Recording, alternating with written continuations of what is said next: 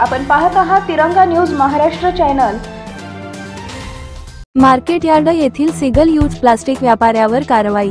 10 ton single use plastic जप्त करण्यात आली। सतत कारवाई होऊन ही व्यापारी सिंगल यूज प्लास्टिक विक्री, साठा, वापर करतात ही बाब गंभीर स्वरूपाची आहे। फौजदारी कारवाई करूनच या पद्धतीस पायबंद घालणार असल्याचे आयुक्त सत्यम गांधी यांनी सांगितले।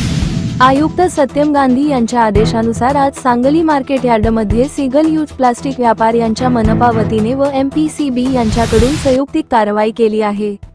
उप आयुक्त स्मृती पाटील यांच्या नेतृत्वाखाली वैद्यकीय अधिकारी डॉक्टर रवींद्र ताटे, स्वच्छता अधिकारी याकूब मद्रासी, अतुल आठवले यांनी प्लास्टिक कारवाई केली आहे। सांगली, मिरज आणि कुपवाड महापालिका क्षेत्रात ही प्लास्टिक व्यापाराच्या वर होणारी मोठी कारवाई आहे। यावेळी स्वच्छता निरीक्षक सिद्धांत ठोकळे, गणेश धोत्रे, वैभव कुदळे, अंजली कुदळे, विकास कांबळे उपस्थित होते। तिरंगा न्यूज महाराष्ट्रसाठी मुख्य संपादक सलीम भाई अत्तार।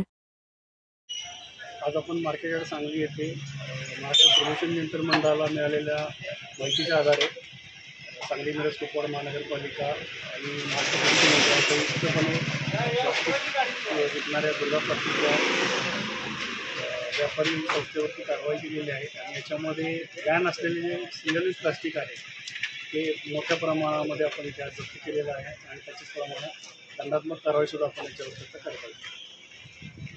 ते सगळे नियम जुगारून अनेक प्लास्टिक विक्रेते जे आहेत ते सिंगल यूज प्लास्टिक जे बॅन केलेले आहेत असे प्लास्टिक्स ते ठेवत आहेत। तर आज महाराष्ट्र प्रदूषण मंडळ आणि महानगरपालिकेने संयुक्त विद्यमाने कारवाई करून सर्व सिंगल यूज प्लास्टिक आम्ही जप्त केलेला आहे।